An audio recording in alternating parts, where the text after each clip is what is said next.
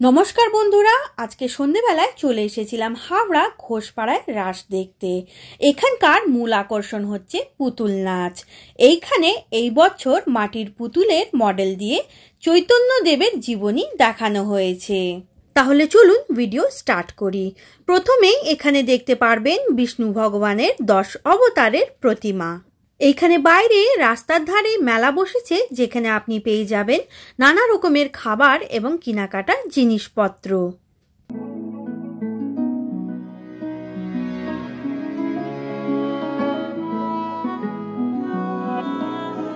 তাহলে চলুন এবারে ভিতরে যাই।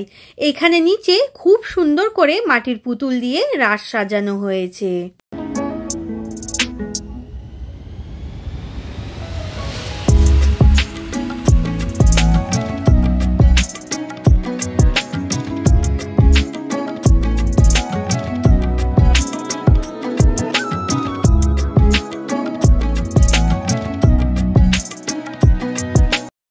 আমি 5 তারিখ রাস পূর্ণিমার দিন এখানে এসেছিলাম।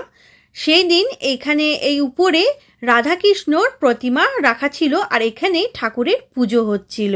এখন রাধাকৃষ্ণর প্রতিমা ওই উপরে নিয়ে গেছে, আর ওখানেই পুজো হচ্ছে।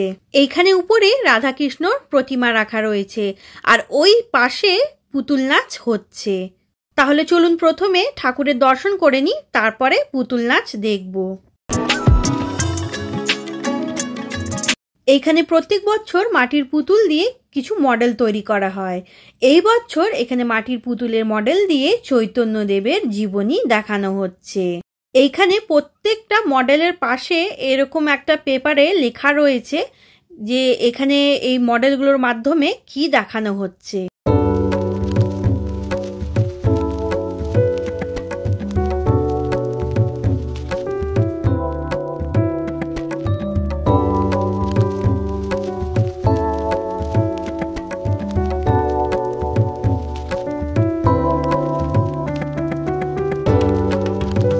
বেশ সুন্দর লাগলো দেখে।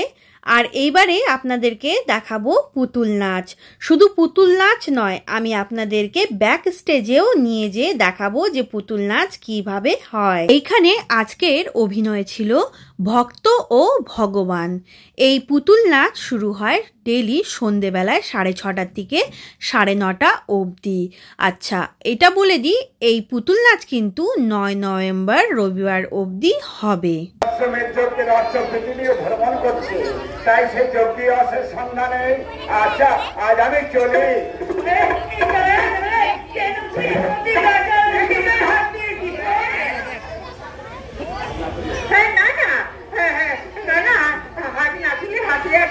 তোর মাথা কাপ থেকে নামিয়ে দিলেই ভালো।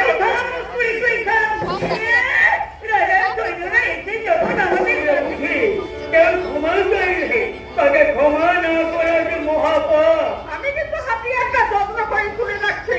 আবার এখানে এলেই আমার ঘুমোরের দিকে নজর তুলে সেদিন শুধু হাতে নয়, ওর মাথাটা কেটে আমি বাসের মুখে ফেলে দেবো। তবে আমার নাম দুর্গা। আমি তোকে ছেড়ে দিলাম। তোমার মহত্ব আমার মনে থাকবে সর্দার। আমার মহত্ব আছে বই কি?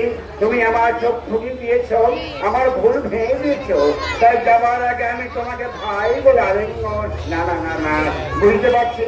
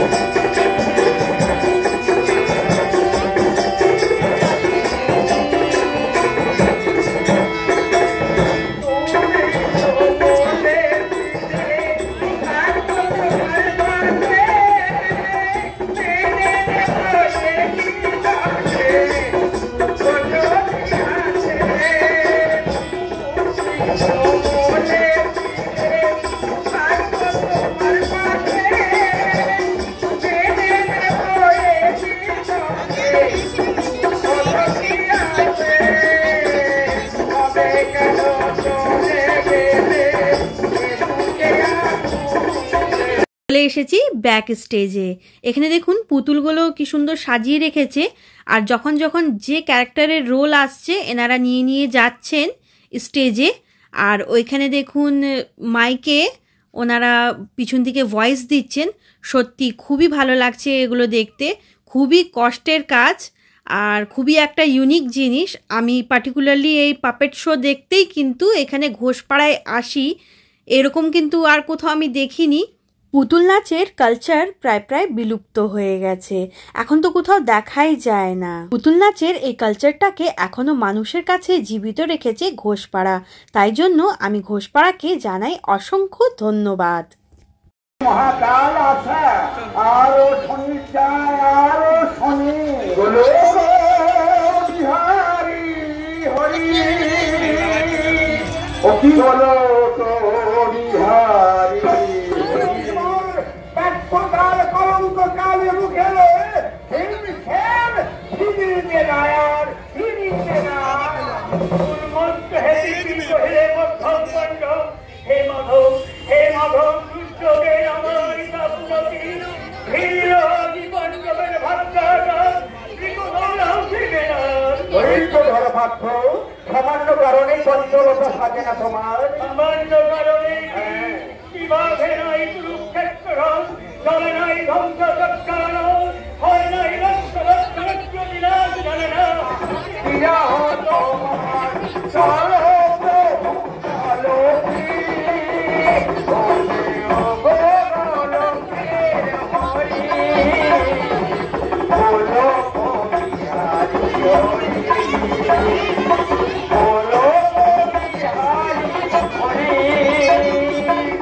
দেবর্ষি বলেছিলে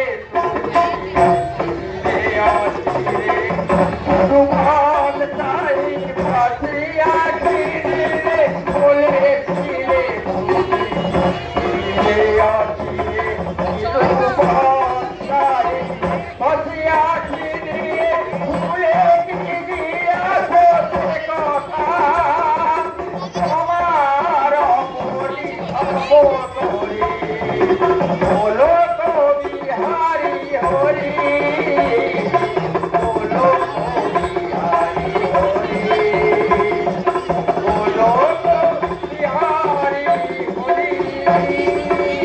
ভুলিনি দেবর্ষি ভুলিনি পারি না ভুলিতে আমি তোমাদের কথা হবে কেন ধরণীতে আসো সকলি ভুলিয়া হবে কেন ধরণীতে আসো সকলি ভুলিয়া জননী কমলা কারে যে কারণ করি ও গো বিহারি বলো বিহারি হরি বলো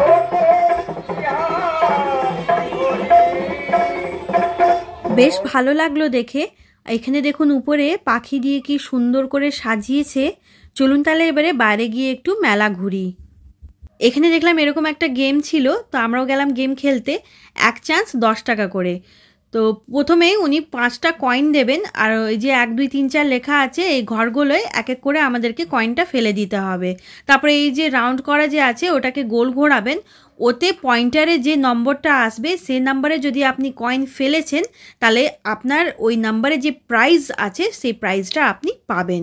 তাহলে আমরাও আমাদের ভাগ্য দেখতে আসলাম এখানে। তো প্রথমে আমার ছেলে এখানে খেললো, তারপরের দানে আমি খেললাম। তো এখানে 4 নম্বরে আমি এখানে ফেলেছিলাম কয়েন, আর এখানে পয়েন্টারে কিন্তু 4 নম্বর এসেছিল। 4 নম্বরে ছিল একটা ডিম। এখানে আমার বাবু পেলো একটা ডিম। বাড়ি গিয়ে এই ডিমেরই অমলেট করব আর খাবো। এই যে দেখুন কি বড় একটা ডিম পেয়েছি। তাহলে দেখা হচ্ছে আবার নেক্সট ভিডিওতে। Thanks for watching. Bye bye বন্ধুরা, টেক কেয়ার।